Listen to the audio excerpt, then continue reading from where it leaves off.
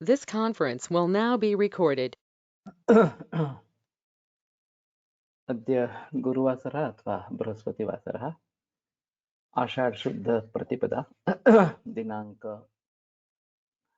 30 जून 2022 रसरत्न समुच्चय योगराज गुरुकुल शंखं चक्रं जलौकान्दधतमृतघटं चारुदोर्भिश्चतुर्भिः सूक्ष्मस्वच्छातिरुद्यां शुकपरिविलसन् मौलिमं भोजनेत्रं कालाम्भोदोज्ज्वलाङ्गं कटितटविलसच्चारुपीताम्बराढ्यं वन्दे धन्वन्तरिं तन् निखिलगदवनप्रौढदावाग्निलीलम् प्रौढदावाग्निलीलं ब्रह्मणो हि समारब्धामात्रेयाद्येषु पूजिताम् अस्मद् आचार्यपर्यन्तां वन्दे गुरुपरम्पराम् आयुर्वेदरतं वन्दे माधवाख्यं महागुरुम् आयुर्वेदामृतं सर्वं शिष्येभ्यो यः प्रदत्तवान् द्रष्टाज्ञानी दृष्टकर्मा कृतकर्मा तथैव च अध्यापको विश्वश्रेष्ठो महान् संशोधकस्तथा गुणैरेतैः समुदितैः यत्कार्यं प्रतनोति सः समृद्ध्यर्थं हि कार्यस्य वयं नु प्रयतामहे सरस्वत्यै नमो यस्याः प्रसादात् पुण्यकर्मभिः बुद्धिदर्पणसङ्क्रान्तं जगदध्यक्षमीक्षते आत्रेयं प्रथमं वन्दे आयुर्वेदजगद्गुरुम् आयुर्वेदामृतं सर्वं गृहीत्वा हि सुरेश्वरात् अग्निवेशादिकेभ्यो यत् प्रयच्छत् मुनिसत्तमः प्रथमं तन्त्रकर्तारम् अग्निवेशं नमाम्यहम्।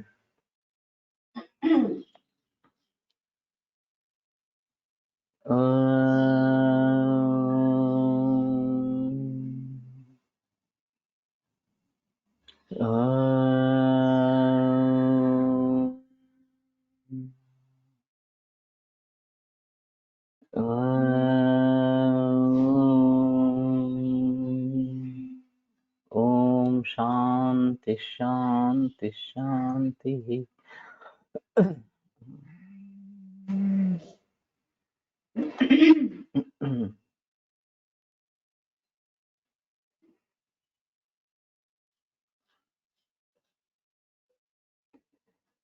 तो पिछले शुक्रवार हम योगराज गूगल के बारे में बात कर रहे थे और फलश्रुति बहुत ही वाइड है योगराज गूगल की और आसानी से उपलब्ध है। सिर्फ ये देखना पड़ेगा कि कौन सी कंपनी का मूल शास्त्र के अनुसार अच्छा इस प्रकार का है और फिर ज्यादा पैमाने पर ज्यादा प्रमाण पर इसका प्रयोग होना जरूरी इस प्रकार का है। तो अपरिहार निष्परिहार है इस प्रकार का पान भोजन मैथुन में सतताभ्यास योगेन वली पलित नाशन रसायन इस प्रकार का है। सर्वव्याधि विनिर्मुक्तो जीवेद वर्ष शतत्रयम् तो 300 वर्ष जीवन प्राप्त होता है। क्षराज्य रसभुक्तानां क्षीराज्य रसभुक्तानां दोषधात्म धातु मले मलोचितम बुभुक्षुतो मात्रयान्नम अस्यात् गुरुसेवकः प्रमेहं रोगराजोऽयं दृष्टम दृष्टया जयेदिति। तो ये योग प्रमेह को भी जीत लेता है केवल दृष्टि से ही। दृष्टम दृष्टया जयेदिति। तो ठीक है।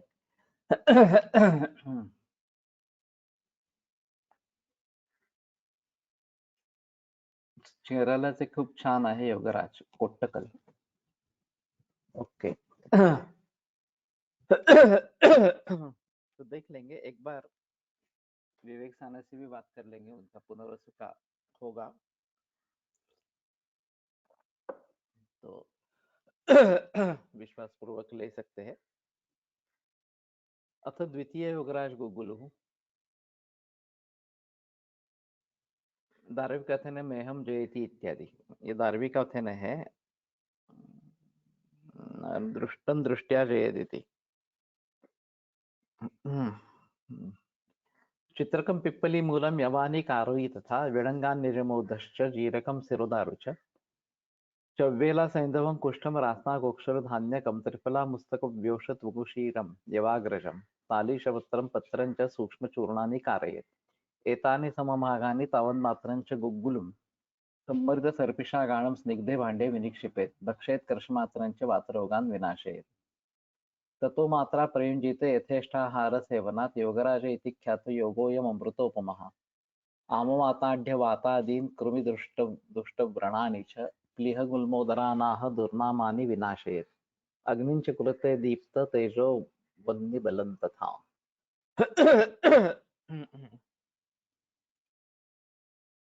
तो ये पाठ थोड़ा अलग है पहले से,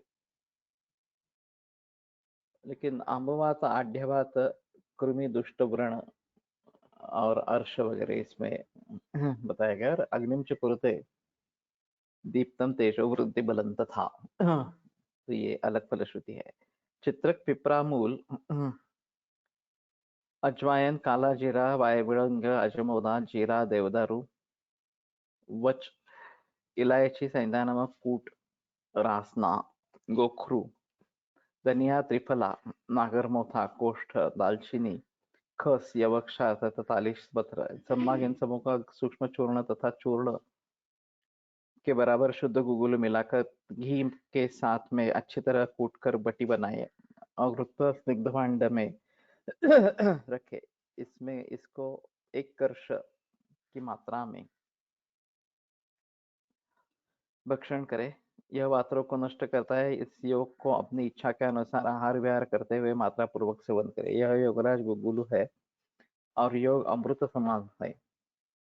यह हमवात आढ्यवात आदि वात रोग कृमि रोग दुष्टव्रण प्लीहा रोग गुल्म रोग उदर रोग अनाह तथा दुर्नाम रोग अर्श को नष्ट करता है। इसके अतिरिक्त यह योगराज गुगुल अग्नि को प्रदीप्त करता है तथा तेज एवं बल को बढ़ाता है।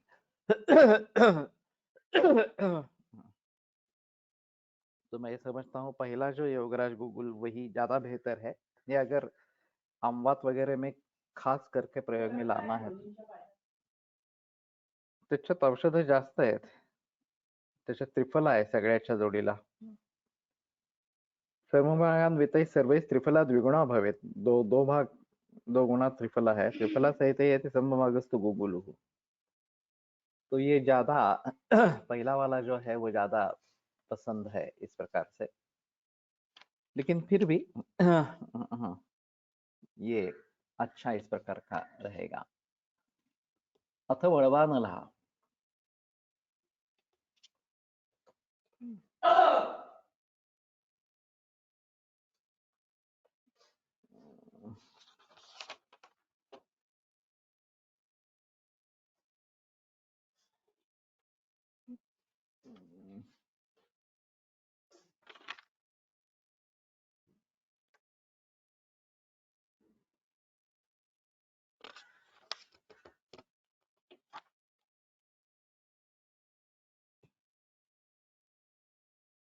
यहाँ पे दिख नहीं रहा एक्चुअली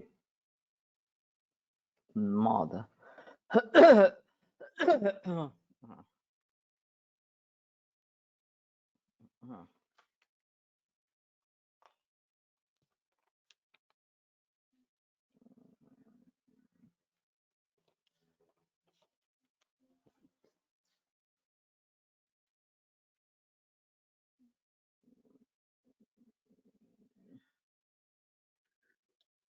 तो ठीक है, पहले ये पढ़ लेते हैं संस्कृत वाला।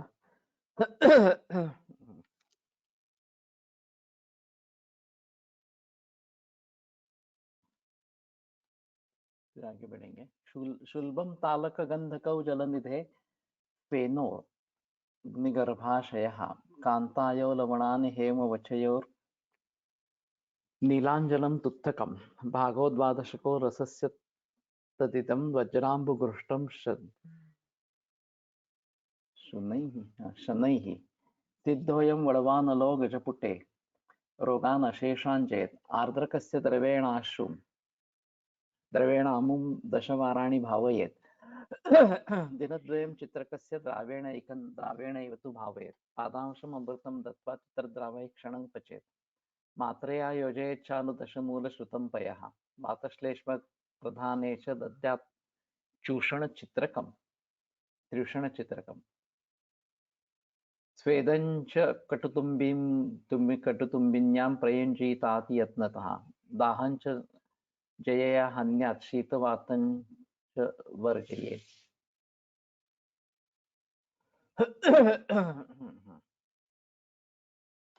तो शुल्ब तालक हरताल गंधक जननिधे फेनः, तो ये समुद्र फेन अग्निगर्भाशयः, ये शायद चित्रक होगा। कांतायो लवणानि हेम वचयोर नीलांजनम तुत्तकम। तो कांतलोह भस्म लवण हेम वचयोः,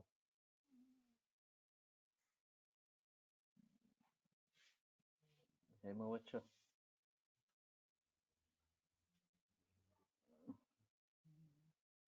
हेमस्वर्ण तच्च भस्मीभूतं ग्राह्यम, तो अलग है।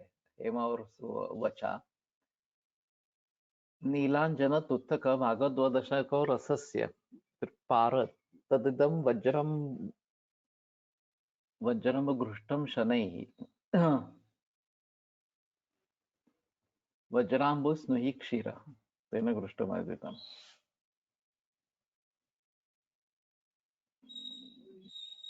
सिद्धोयम वड़मानलो गजपुटे रोगान अशेषांचये, तो ये वड़मानल रस सिद्ध होता है, सभी रोगों को जीत लेता है। आर्द्रक सिर द्रवेण अमुम दशवानानि भावये, तो अदरक स्वरस की 10 बार भावना देनी है। दैनद्वयम चित्रकस्य द्रावेण एव तु भावये, और 2 दिन चित्रक के रस से भावना देनी है। पादांशम अमृतम दत्वा, चतुर्थांश बचनाक देना है। चित्र द्रावही क्षणम पचत, और चित्र के रस में एक क्षण भर पचन करे। मात्रेय योजित योजे चानु दशमूल श्रुतम पय, इसको मात्रा में प्रयोग करे। और दशमूल श्रुत पय ये दूध या पानी दोनों हो सकता है। वातश्लेष्म प्रधान है च दद्यात् त्रिषण चित्रकम, वातक को प्राधान्य है तो त्रिषण और चित्रक के साथ देना है। स्वेदन च कटुतुम्बिन्या युप्रयुञ्जीताति यत्नतः, और कटुम्बुतुम्बी द्वारा स्वेदन करके उसका अति प्रयत्न पूर्वक प्रयोग करे। दाहंच जयया हन्यात् शीतवातंच वर्जयेत्, तो जया ये विजया होगी, भांग होगी शायद। तो दाह होता है तो उसको जया से जीते, और शीतवात का त्याग करे।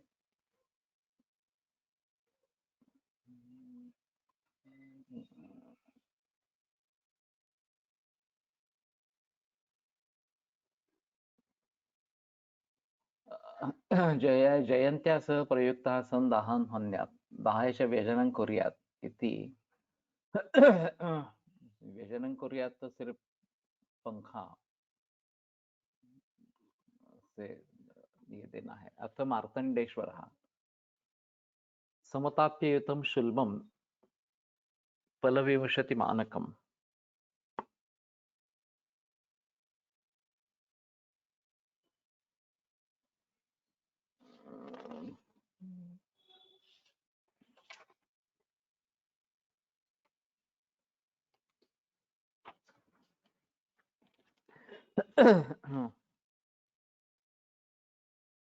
हाँ इतना आला नहीं, लेकिन ये अलग है। वड़वानल रस यहाँ पे जो आया है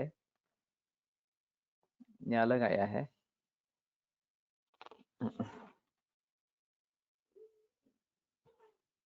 सर्वमातारि रसः,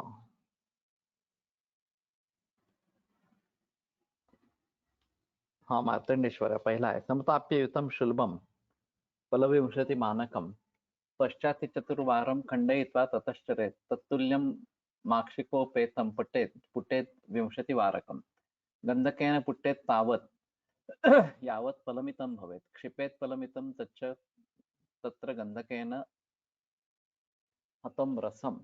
शाणमात्रं सुतं वज्रं शाणमात्रं मृतं वज्रं सर्वम् एकत्र मर्दयत् इति सिद्धो रसेन्द्रोऽयं मार्तण्डेश्वर नामवान्, कीर्तितो लोकनाथेन लोकानां हितकाम्यया। मरीचघृतसंयुक्तः सेवितो मण्डलार्धतः, वातादि अष्टमहारोगान् श्वासकाशयुतं क्षयं हलीमकञ्च पाण्डुञ्च ज्वरानपि सुदुस्तरान् इत्यादिक गदान् सर्वान् विनाशयति निश्चितम् करोति दीपनं तीव्रं दीप्तानलशतोपमम् सन्निपातं जयत्याशु व्योषार्द्रकसमन्वितः सर्वसौख्यकरो नृणां स्त्रीणां वन्ध्यत्वनाशनः।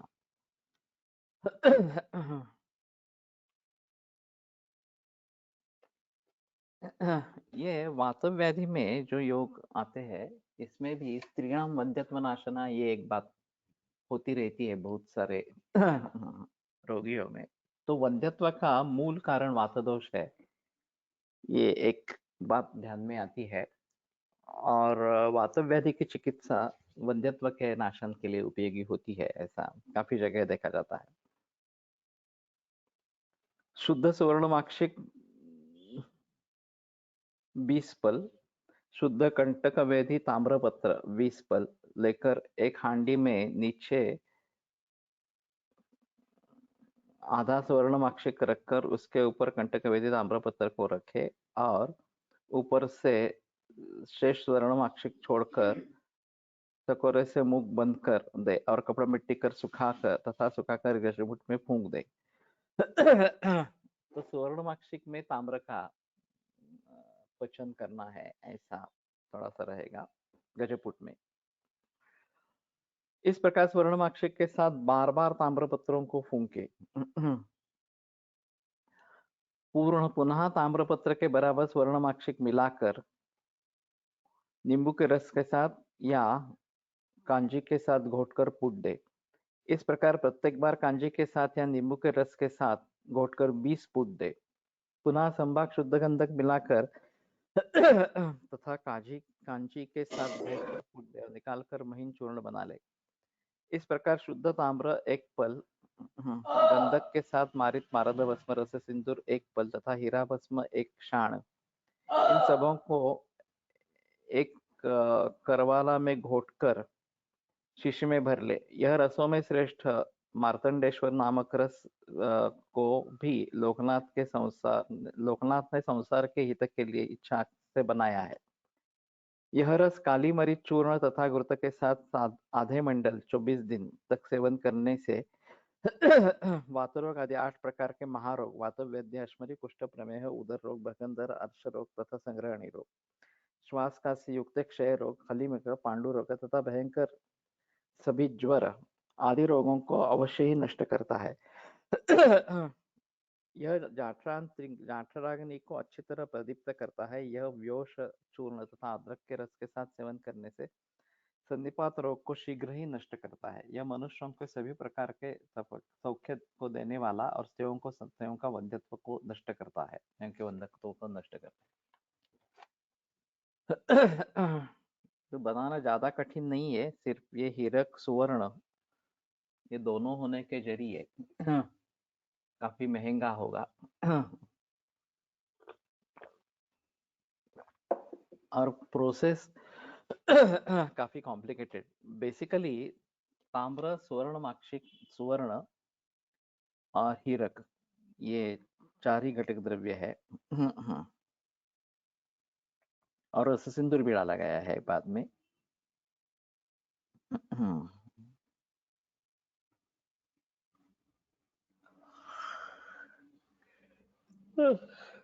बना सकते हैं तो कुछ सोचेंगे, क्योंकि हीरक है, सुवर्ण है और ताम्र है, तो ये कैंसर के लिए अच्छा योग हो सकता है। मंगेश तुम हो क्या?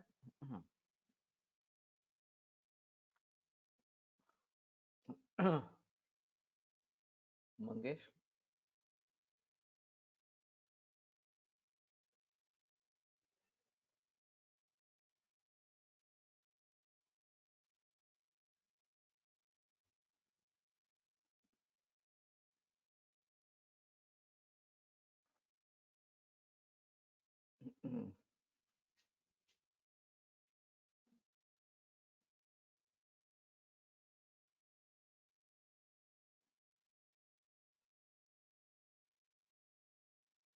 शायद नहीं है।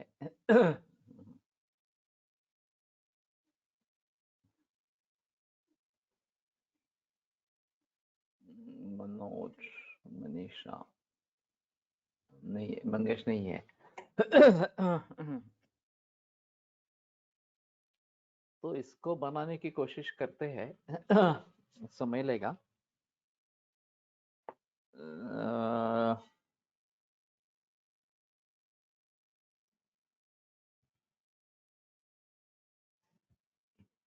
उष्ण तीक्ष्ण होगा, ये तो सही है।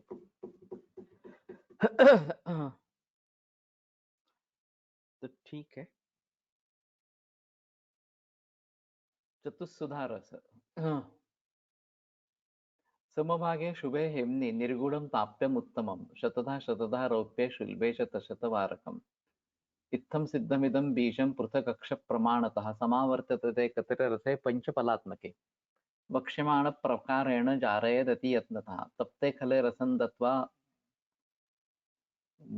बीजं निष्क्रमितं तथा मर्दयेत् अतियत्नेन भवेत् यावत् दिनत्रयम् पूर्वोक्तकच्छपे यन्त्रे वक्ष्यमाणबिडान्विते वक्ष्यमाणप्रकारेण बीजम् एवम् अशेषतः बालिका बलिकाशीशक व्योम कांक्षी संवर्चलैः समैः चक्रांगी रससंभिन्ने शतधा बिडमित्रवत् एवं जारितसूतेन फलमात्रेण तावता गन्धकेनापि कर्तव्या सुस्निग्धा वरकज्जली लोहपात्रे घृतोपेता द्रावयेत्तान्तु कज्जलिं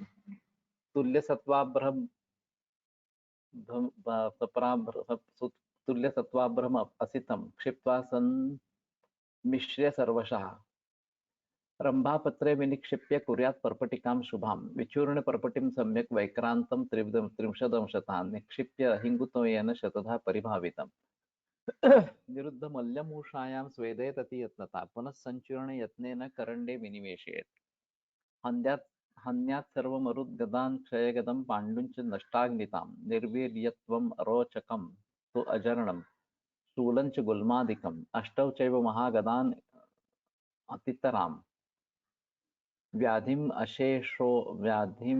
सशोषं क्षणात् मुक्तो मुद्गमितश्चतुस्सुधरसः स्वस्थोचितो भूभुजां मूलकं वर्जयदस्मिन् रसे नाम्नेतु किंचन त्रिवारमेकवारेण बुभुक्षां जनयेद्ध्रुवम्। काफी बड़ा पाठ है। शुद्ध कंडक वेदी स्वर्ण पत्र तथा शुद्ध स्वर्ण माक्षिक संभाग लेकर तथा नींबू के रस के साथ घोटकर शराब संपिट में या मूषा में बंद कर फूट दे। इस प्रकार बार बार स्वर्ण माक्षिक मिलाकर तथा नींबू के रस में घोटकर 100 फूट दे और निकालकर सुरक्षित रख ले। पुनः कंटक वेदी शुद्ध रजत तथा समभाग स्वर्ण माक्षिक भस्म लेकर नींबू रस के साथ घोटकर शराब संपुट में मूषा यंत्र में बंद कर इस प्रकार से 100 बार फूट दे।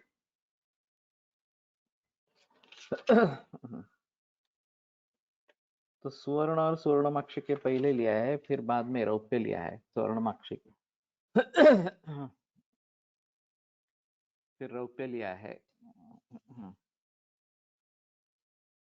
पुनः कंटक वेदी शुद्ध ताम्र पत्र लेकर तथा समान भाग स्वर्णमाक्षिक मिलाकर नींबू के रस के साथ घोट कर शराब संपुट में या मूषा में बंद कर फूट दे। इस प्रकार 100 फुट और निकाल कर रख ले। इस प्रकार स्वर्ण रजत तथा ताम्र का बीज तैयार हो जाता है।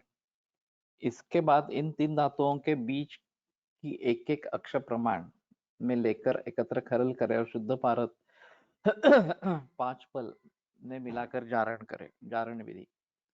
पृथ्वी में एक गड्ढा खोदकर बनाकर उसमें बकरी की मेंगनी लेंडी पर भर दे और आग जला दे। इसके बाद उसके ऊपर खरल रखकर शुद्ध पारद आंच पर छोड़ दे और पूर्वोक्त धातुओं के सत्व में से एक निष्क मिलाकर कलछित से चलाते हुए घोटे। इस प्रकार एक निष्क बीज डालकर 3 दिन घोटता रहे। पुनः बीज के साथ जारित पारद को डालकर खरल में घोटकर उसमें वक्ष्यमाण बीज शुद्ध गंधक कांसे शुद्ध अभ्रक या चौराहे का क्षा फिटकरी तथा संवत्सर पारद के बराबर मिलाकर चक्रांगी कुटकी के साथ एक दिन तक खरल करे और मूषा में बंद कर कच्छ यंत्र में पाक करे। इस प्रकार बार बार गंधक आदि को मिलाकर तथा कुटकी के रस के साथ घोट कर तथा मूषा में बंद कर 100 बार कूट दे। इस प्रकार जारित पारद एक पल तथा शुद्ध गंधक एक पल लेकर दोनों की कजली बनाकर घृत लिप्त कढ़ाई में डालकर चूल्हा पर चढ़ा दे और आग जला दे तथा एक कलछी से चलाते रहे। जब कज्जली द्रवित हो जाए तथा उसमें द्रवभाग तथा उसमें संभाग अभ्रक भस्म मिला दे और गोबर के पिंड के ऊपर रखे केले के पत्ते पर गिराकर उस पर दूसरा केला का पत्ता रखकर गोबरी की पोटली से दबा दे। इस प्रकार परपटी बन जाती है। स्वांग शीतल होने पर परपटी को स्वरस में खलल में घोट कर उसमें वैक्रांत भस्म 30वां भाग मिला दे और हिंग के जल के साथ 100 बार भावित करे। सभी भावनाएं 100 बार इसी प्रकार की है।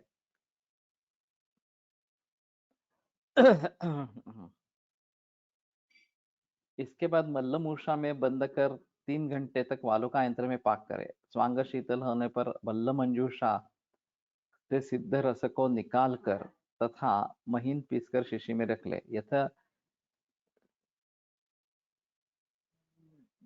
चतुर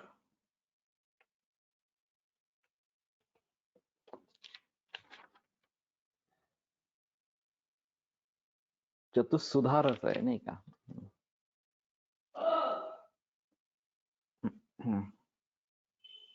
एक मूंग भर प्रतिदिन व्याधि के अनुरूप अनुपान के साथ प्रयोग करें। यह सेवन करने से सभी प्रकार के वात विकार, क्षय रोग, पांडु रोग, मंदाग्नि, निर्बलता, अरुचि, अपचन, शूल, गुल्म रोग आदि 8 प्रकार के महारोग तथा श्रोथ रोग को नष्ट करता है। यह रस स्वस्थ मनुष्यों के तथा मनुष्यों तथा राजा महाराजाओं के लिए अत्यधिक उत्तम लाभप्रद है। इसके सेवन काल में मूली न खाए। इसके अतिरिक्त लाल मरीच, कड़ू तेल, खटाई आदि त्याग दे। इस इनके अतिरिक्त इसके अतिरिक्त अन्य सभी हितकर पदार्थों का सेवन करे। यह रस एक दिन में केवल एक बार या 3 बार सेवन करने से ही अग्निमांद्यादि विकारों को नष्ट कर बुभुक्षा उत्पन्न करता है। तो काफी बड़ा पाठ है और काफी कॉम्प्लिकेटेड भी है और पुट भी काफी है। तो इसमें ये जो बीज की बात कही गई है वो एक अलग मुद्दा इस प्रकार का रहेगा कि बीज बनाना है स्वर्ण, ताम्र, रौप्य इन सभी का और फिर उनको इकट्ठा करना है।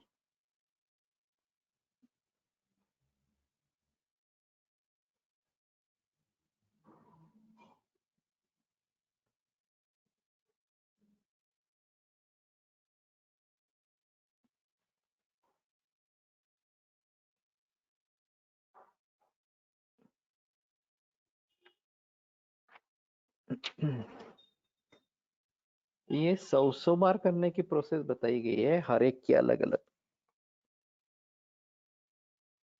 तो बीज का कहीं पे प्रयोग दूसरे किसी योगों में आया है क्या, ये थोड़ा देखना पड़ेगा। और स्वर्णमाक्षिक के साथ ये सुवर्ण, रौप्य और ताम्र इनको लेना है।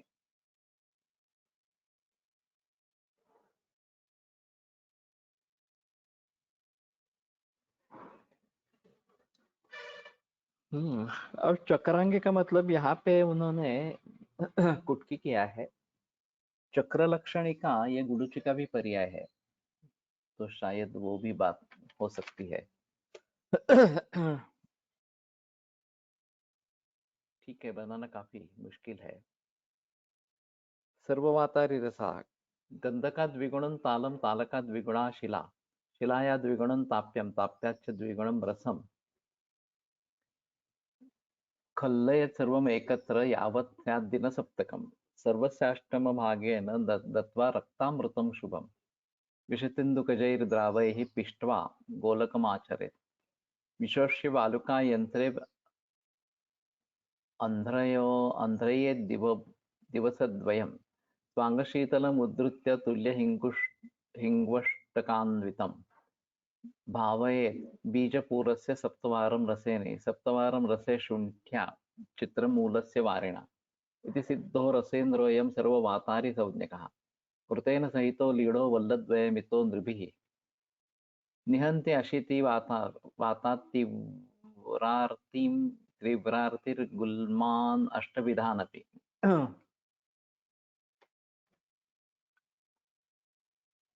चतुर्विधञ्च मंदाग्निं शूलान् उदरजान् कृमीन् आत्मानञ्च तथा हिक्कां मूढ़वातञ्च विड्ग्रहम्।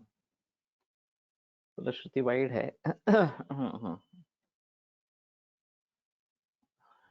एक बार पढ़ लेते हैं। शुद्ध गंधक 1 भाग, शुद्ध हरताल 2 भाग, शुद्ध मनशील 4 भाग, शुद्ध स्वर्णवाक्षिक 8 भाग तथा शुद्ध पारद 16 भाग ग्रहण कर ले। सबसे पहले गंधक तथा पारद की कज्जली बना ले। पुनः सभी द्रव्यों को खरल में रखकर 1 सप्ताह तक अच्छी तरह मर्दन करे। इसके बाद शुद्ध वत्सना द्रव्यों के अष्टमांश मिलाकर कुचिला के क्वाथ के साथ 1 दिन घोट कर तो गोला बना ले तथा सुखाकर शराब संपुट में बंद कर वालुका यंत्र में 2 दिन तक पचन पाक करे। स्वांग शीतल होने पर निकालकर पीस और समान भाग हिंगवष्टक चूर्ण मिलाकर जो बिजोरी नींबू के रस में भिगो कर रात भर रखने के बाद दूसरे दिन 4 बजे तक घोटे। इस प्रकार बिजोरी नींबू के रस के साथ 7 बार भावित कर घोटे। पुनः सोंठ के क्वाथ के साथ तथा अदरक के रस के साथ 7 बार भावित करे। पुनश्च चित्रक के क्वाथ से साथ भावित कर 2-2 रत्ती की रबटी बनाए और सुखाकर शीशी में रख ले। इस रस को 2 वल्ल की मात्रा में घृत के साथ चाटे और यह सभी प्रकार के वात रोग, 8 प्रकार के गुल्म रोग, 4 प्रकार के मंदाग्नि, शूल रोग, उदर रोग, कृमि रोग, आत्मान, हिक्का रोग, मूढ़वात और विडग्रह को नष्ट करता है। तो बनाना ज्यादा डिफिकल्ट नहीं है। तो शायद इसके बारे में थोड़ा सोच सकते हैं।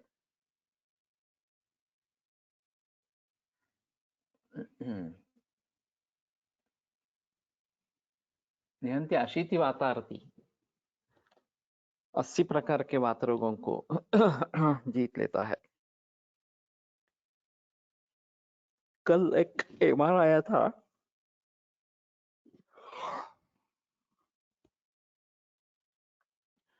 भंगा से बने प्रोडक्ट्स है विजया नाम से और ऑफिशियली गवर्नमेंट अप्रूव्ड इस प्रकार का है।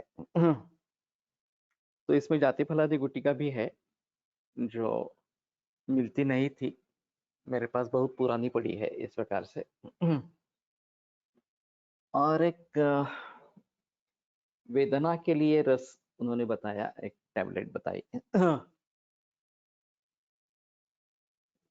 और अभी अफू को भी लेकर आने वाले हैं, उसके भी योग बना के लाने वाले हैं और खास करके निद्रा के लिए योग आने वाला है, ऐसा उन्होंने बताया। तो एक अच्छी शुरुआत है क्योंकि मॉर्फिन का उपयोग एलोपैथी में किया जाता है और वेदना शमन कुछ हद तक उससे होता रहता है। कंपनी अभी तो मुझे याद नहीं है, नया ही नाम है कुछ, मैं देख के बताऊंगा। भंगाची औषध है पुरवणाऱ्या कंपनीचे नाव क्या है, मैं बता दूंगा। उसने सैंपल्स दिए हैं कुछ। और अफीम के बारे में पिछले 2 बरस पहले एक एमआरआई ऐसा ही आया था, एमआरआई ऐसा ही आया था, वो उत्तर प्रदेश से कहाँ से था। और हेम्प स्ट्रीट तो नाम नहीं है, तो यह अलग कंपनी होगी।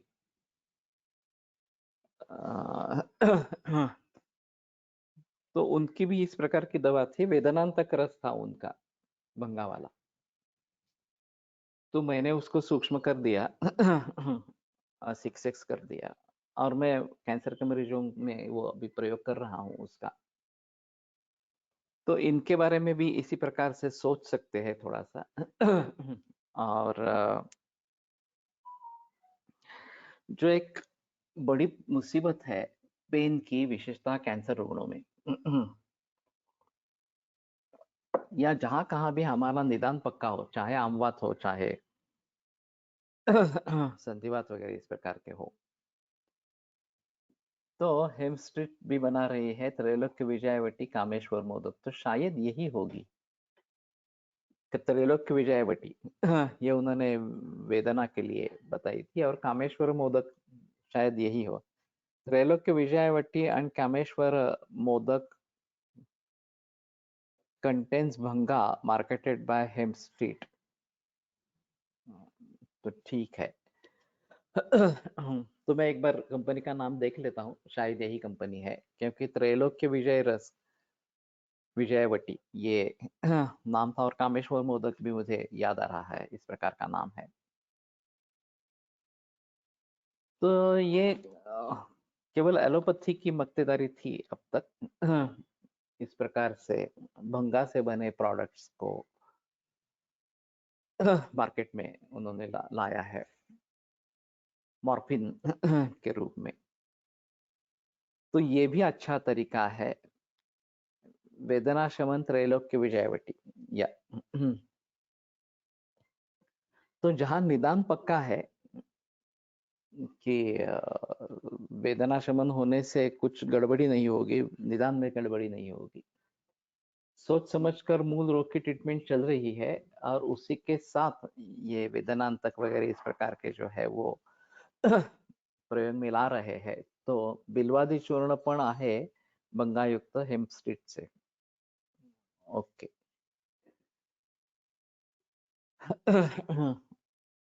तो ठीक है, मैं मानता हूँ कि इस प्रकार से कुछ प्रयोग करना जरूरी है। भाग्यवाड़ीकर ने उनकी किताब में एक अनुभव लिखा है कि कोई अतिसार का मरीज था, और बहुत बड़े पैमाने पर ये पुतले दस्त हो रहे थे। बहुत ही अशक्ति आ गई थी।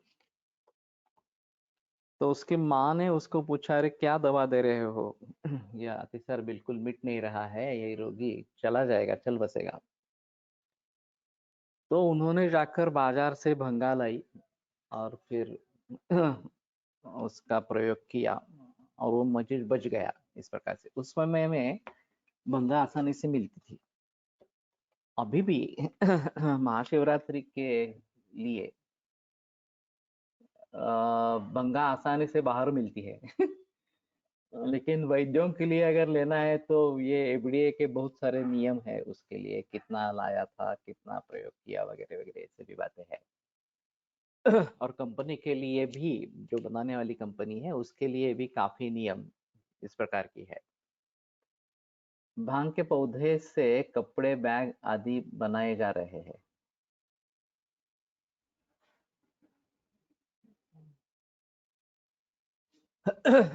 लेकिन उन कपड़ों का इस प्रकार से फायदा होता है क्या, कि उसके वेदना शमन वगैरह इस प्रकार का होता है क्या? तो उसके बारे में थोड़ा अलग सोचेंगे। क्योंकि इसके एक मॉर्फिन पैच बनता है, और उसको चिपकाने से वेदना शांति होती है कुछ मरीजों में। तो कपड़े पहनते हैं तो उससे अगर वेदना शांति होती है तो ज्यादा आसान तरीका होगा। भांगला पर्याया परवानगी आहे, पण अफुला नाहीये। अफू हे जास्त चांगले वेदनाशमन आहे त्याला परवानगी नाही. कायदेशीर परवानगी घेऊन भांग कुंडीमध्ये लावता येईल का? मालूम नहीं. ऑफिशियल परवानगी मिलेगी नहीं मिलेगी तो कपड़ा का पैच बेलाडोना पट्टी के तरीके से लगा सकते. कपड़े का पैच. नाशिक मध्ये रांजेबीर चिलीम पिणारे देतात. मी घेतली होती. ओके.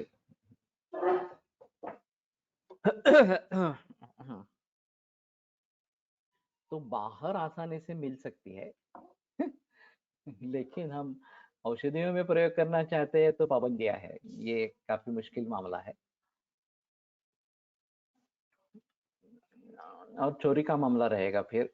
क्योंकि पकड़े जाएंगे तो फिर बड़ी मुसीबत हो सकती है. तो इस कंपनी ने हिम स्ट्रीट अगर ये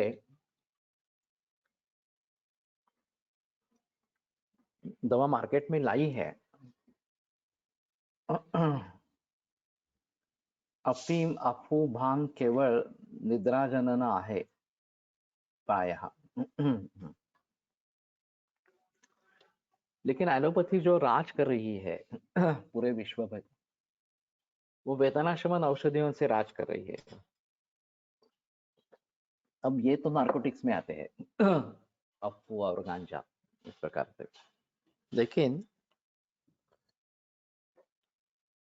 बाकी बहुत सारी दवाइयाँ एलोपैथी में है जिसके जरिए सिम्टोमेटिक रिलीफ को ही उन्होंने ट्रीटमेंट कर दिया पूरे विश्व भर के लिए. और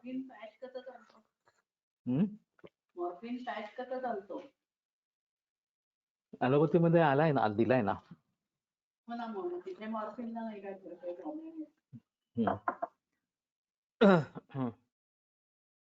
Morphine in allopathy is afu, not banga. Okay. But what I propose, अगर इनके अफीम के भी प्रोडक्ट्स आएंगे तो शायद एक सिम्टोमेटिक रिलीफ के लिए हमें सिर्फ ये देखना है कि हम सिर्फ सिम्टोमेटिक रिलीफ नहीं देंगे. पूरी तरीके से विचार करके मूल रोग की चिकित्सा होनी ही है. सर्वांगीण दृष्टिकोण से होने परहेज के बारे में भी बताना है. सिर्फ इतना सब करने के बावजूद भी बहुत ही एडवांस स्टेज है, कॉम्प्लिकेटेड केस है. तो ये दर्द ये बड़ी मुश्किल इस प्रकार की है. और खास करके कैंसर में दर्द बहुत ही ज्यादा खतरनाक होता है. तो बंगा के एक भी पौधा लगाए तो उसकी स्मेल दूर तक जाती जब वो फ्लावरिंग पर आता. मैंने लगाया था तो पुलिस इंक्वायरी झालेली झेलनी पड़ी और लाइसेंस भी बहुत ज्यादा है. महाराष्ट्र में परमिशन भी नहीं है. यूपी में इसकी खेती अलाउड है ठेके पर. तो ये भी थोड़ा अजीब है. हर राज्यों के नियम अलग अलग इस प्रकार के क्यों, ये भी एक बड़ी मुसीबत है.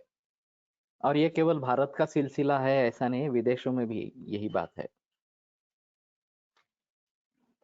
क्योंकि महाराष्ट्र में एलोपैथी अलाउड है बीएमएस करने वालों को. बाकी क्षेत्रों में एलोपैथी अलाउड नहीं है, बाकी राज्यों में. ये भी अलग इस प्रकार का तरीका है. अमेरिका में काफी स्टेट्स है और हर स्टेट के नियम अलग अलग इस प्रकार का है. खसखस पेरल्यावर अफू मिळते ना. या सही है. तो खाकस बीज खसखस जो है अफू फ्लावर के परागकण यानी खसखस. खसखस सीड्स आर अफीम मे बी यूज्ड. हाँ, लेकिन उसके अलग तरीके से गुणधर्म भाव प्रकाश में दिए है. उक्तानि खाकस बीजानि, इस प्रकार से ते खाकस फला अपि. तो उनको एक बार देखेंगे. और खसखस का प्रयोग ठंडाई में किया जाता है. तो ये शायद बात हम थोड़ा सा देखेंगे और उसके साथ दवाइयां बनाने की कोशिश करेंगे. मालूम नहीं है. वैसे अफू का बोंड होता है, पोस्टर का ढोर इस नाम से मिलता है. तो ये गुणधर्म बऱ्यापैकी सेम आहेत. खसखस तर सहज मिळते. येस, वो तो आसानी से उपलब्ध है. तो और काफी घरेलू आहार वगैरह द्रव्यों में खसखस का उपयोग किया जा सकता है, या पकवानों में किया जाता है इसमें. तो शायद हम खसखस के बारे में थोड़ा सोचेंगे कि उसको किस प्रकार से करेंगे. और पोस्ट का ढोर, ये इसमें भी अफीम कुछ मात्रा में रहती है. वास्तव में जो है वो अफीम अलग तरीके से निकाली जाती है, लेकिन ये पोस्ट का ढोर नाम से जो अफू का बोन है वो मिलता है. और फिर उसको काढ़ा बना के उसमें से घनसार बना के अफीम प्राप्त हो सकती है, ये शायद बात होगी. तिलभेदः खसतिलः खाकस चापि संस्कृतः त्यात खस फलोद्भूतं वल्कलं शीतलं लघु. वल्कल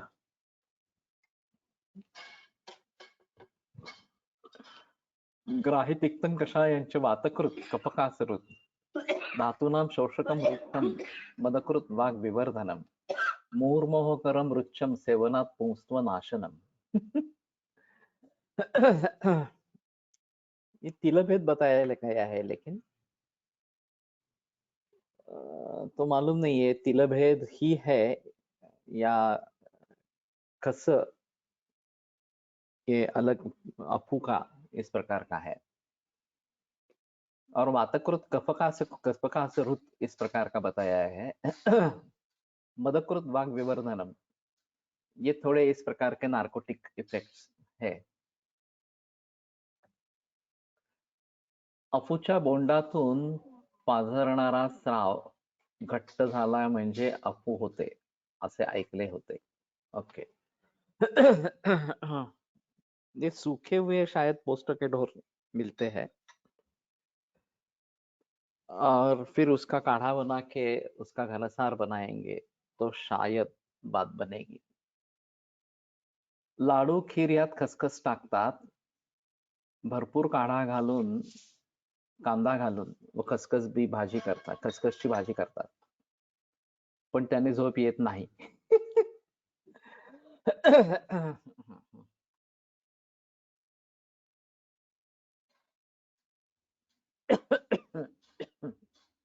अनारशाला खसखसच घालतात का नाही?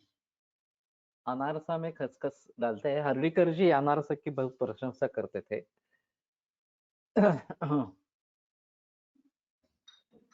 खस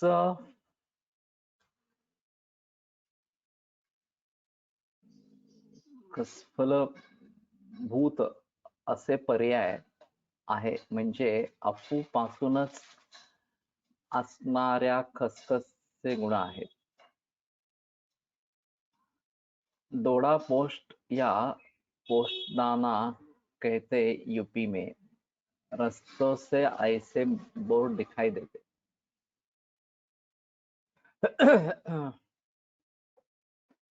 अनारसामध्ये खसखस भरपूर असते. येस, पोस्टदाना म्हणजे खसखसच आहे. ओके.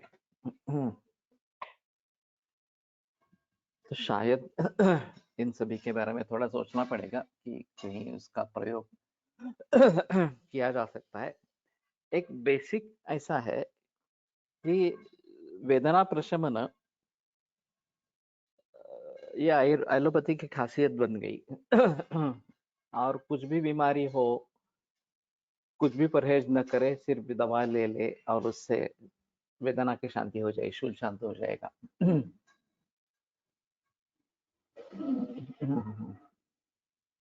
वेदना प्रशमनार्थ खसखस का प्रयोग कर सकते हैं, तो शायद उसकी खीर भी बनाते हैं खसखस की। और ये बात शायद हो सकती है। तो एलोपैथी जिस कारण से पूरे विश्व भर में फैल गई और प्रथम पसंद का वैद्यक बन गई, इसमें सिम्टोमेटिक रिलीफ ये बहुत ही बड़ी बात इस प्रकार की है। और फिर सिम्टोमेटिक रिलीफ ही सही अगर हम किसी तरीके से दे सकते हैं मूल ग्रंथ रोग की चिकित्सा के साथ। एलोपैथी ने इसी को ट्रीटमेंट बता दिया, ट्रीटमेंट बना दिया, तो ये बड़ी गलती हुई। लेकिन हम मूल रोग की चिकित्सा करते रहेंगे, उसके साथ में वेदना प्रशमन इस प्रकार का करते रहेंगे, तो अच्छा काम कर सकेंगे।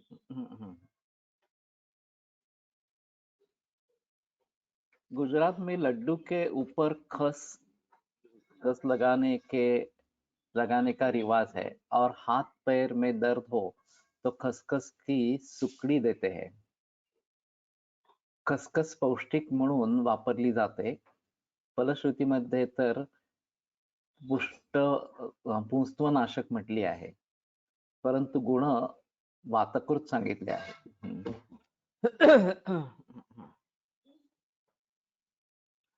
तो ये सभी बातें ध्यान में रखते हुए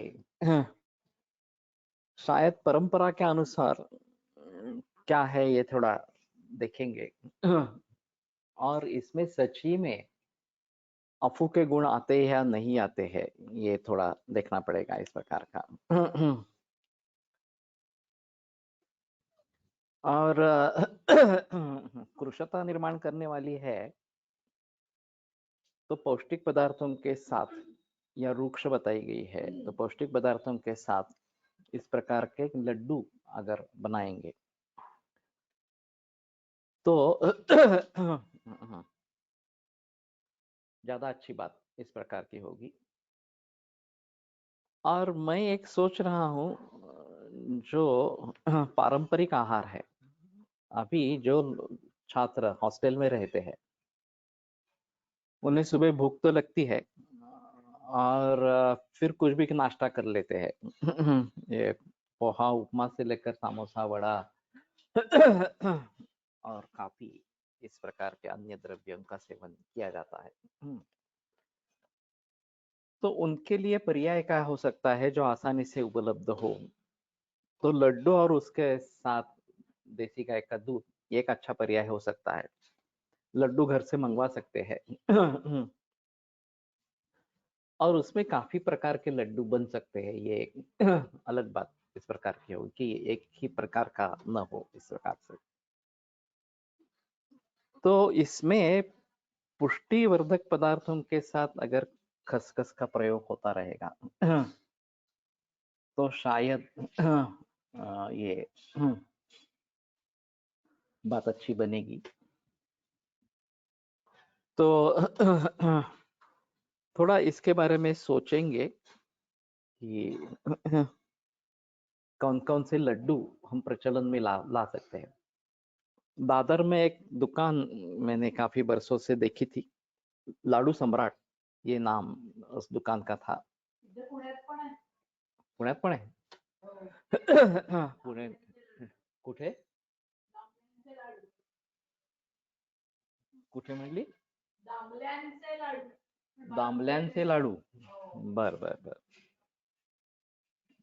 तो कौन कौन से लड्डू मिलते हैं एक बार देखना चाहिए। वैसे रवा बेसन बूंदी काफी लड्डू प्रचलन में है, आहारी इस प्रकार का। एखादा तिखट पदार्थ पण जोडीला असला तर मुले खातील। डिंक लाडू है, ये तो भी है, और उसमें खसखस का प्रयोग कर सकते हैं। ये सिर्फ विरुद्धान्न न हो जाए, तो उसके हिसाब से शायद ये खाकरा अच्छा पर्याय रहेगा कि तीखा कुछ चाहिए उसके साथ में। दूध अगर लेना नहीं है तो ये चलेगा, नहीं तो ये पहले खा के फिर लड्डू खा के दूध लेंगे, ये भी चलेगा। और डिंक लाडू ये अच्छा हो सकता है, उसमें ये डाल सकते हैं, खसखस डाल सकते हैं इस प्रकार से। तो कितने प्रकार के लड्डू बाजार में उपलब्ध है, सिर्फ ये देखना पड़ेगा कि जो घी का प्रयोग है उसमें वो देसी गाय का घी होना है, नहीं तो भैंस का, अच्छे भैंस के दूध का घी होना है, वो बेटर ऑप्शन इस प्रकार का रहेगा। देसी गाय के घी में बनेगा तो ज्यादा महंगा इस प्रकार का बनेगा। लेकिन ये ठेपला हो, मेथी पराठा हो, या फिर खाकरा हो, ये बात हो सकती है, या पराठा हो सकता है। अन्य अन्य बहुत सारे तरीके के पराठे हो सकते हैं, मेथी पराठा, आलू पराठा, या पुदीना पराठा वगैरह वगैरह इस प्रकार से। हमारे यहाँ गांवों में किसी बीमारी से ठीक होने के बाद रोगी की कमजोरी को ठीक करने के लिए बुजुर्ग लोग खसखस का घी में हलवा बना कर खिलाते हैं। खाकरा लवण रस बहुल असतात प्रायः, लेकिन लवण डालना नहीं है उतना। सुतिकेला डिंक लाडू करतात, त्यात खसखस टाकतात। ओके। तो लवण रस अगर हम ज्यादा डालेंगे तो ज्यादा बढ़ेगा, नहीं होगा तो फिर कम डालेंगे तो कोई प्रॉब्लम नहीं होगी, होनी चाहिए। तो हमें कुछ पर्याय इसके बारे में देने हैं, सिर्फ ये मत खाओ ये मत खाओ ऐसा करने से बात नहीं बनेगी। और मेरा तो सुझाव है, जैसे जंक फूड फास्ट फूड आसानी से उपलब्ध है, उसी प्रकार पारंपरिक पदार्थ आसानी से उपलब्ध होने चाहिए। शंकरपाड़ी वगैरह से है, पौष्टिक लाडू बनाते हैं तो उसमें खसखस जरूर डालते हैं। तो पारंपरिक आहारों को अगर हम संजीवन दे दे और वो आसानी से सभी जगह उपलब्ध हो जाए, या अभी लेज वगैरह जो जैसे है, तो मालूम है ये अच्छे नहीं है जंक फूड फास्ट फूड, लेकिन फिर भी आसानी से उपलब्ध है, कम दाम पर उपलब्ध है, रोचक है, तो स्वाभाविक उसका प्रचार प्रसार बढ़ रहा है। और अभी हर गली में फूड जॉइंट्स है। पुराने जमाने में ये बात नहीं थी, लेकिन पिछले 10-15 वर्षों में देखेंगे तो हर गली में एक फूड शॉप ही है, और सभी प्रकार के इस प्रकार के junk food fast food available है। तो चिवड़ा फरसाण ये भी अलग अलग इस प्रकार से उपलब्ध है, तो उसके बारे में भी सोच सकते हैं कि अलग तरीके से, जैसे कि डाइट चिवड़ा इस प्रकार की बात कही जाती है, कम तेल में इस प्रकार से, तो उसी प्रकार से कुछ बातें कर सकते हैं। तो हम निकले वास्तव में ये हेमस्ट्रीट की दवाइयों के जरिए, भांग की दवाइयाँ उन्होंने मार्केट में लाई है और अफीम की लाने वाले हैं। इस प्रकार से तो फिर इससे भांग से खसखस पर उतर आए, और फिर उसके बारे में काफी बहस हुई। 4.5 आयांचा चिवडा लेच सारख्या पॅकेटमध्ये प्रचलित करता येईल, होना चाहिए इस प्रकार से। उसमें जो पैकिंग रहता है उसमें निर्वात करते हैं तो कोलाइड नहीं होते इस प्रकार से। और पैकिंग का तरीका ही अलग है। अभी ये रामदेव जी बाबा कर रहे हैं, इस प्रकार के फूड पैकेट्स बना रहे हैं, उस तरीके से बनाए हुए। शायद उसको टेट्रा पैक ही कहते हैं या और कुछ है, मैंने फैक्ट्री में देखा था कि उनके फैक्ट्री में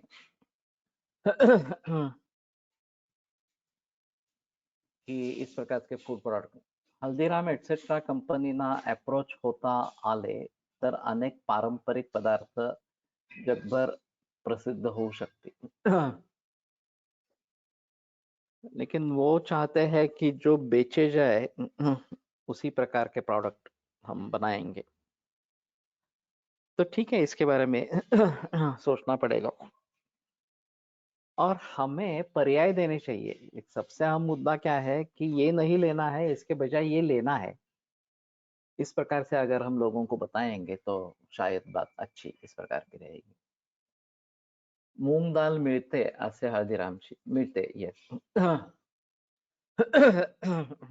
लेकिन फिर भी उसमें तेल का जो प्रयोग होता है वो ज्यादातर कपासी के तेल का प्रयोग होता रहता है या पाम तेल का प्रयोग होता रहता है। तो वो बदलना चाहिए।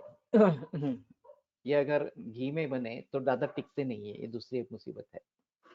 तो तिल तेल में या फिर मूंगफली के तेल में अगर बनाते हैं तो अलग बात इस प्रकार की रहेगी। तो ठीक है, इसके बारे में काफी बहस हो सकती है। आयुर्वेद प्रकांडो निगदित इह हि शल्यतंत्र प्रधानः शिष्येभ्यः शाश्वतोऽयं कृपा व्याप्त चित्तेन येन आयुर्वेदस्य वाञ्छन् पुनरपि भुवने ताञ्च सुष्ठु प्रतिष्ठां श्रेष्ठं धन्वन्तरिं तं प्रणमति च सदा वैद्यवर्गो हि नूनम् वैद्यवर्गो हि नूनम्।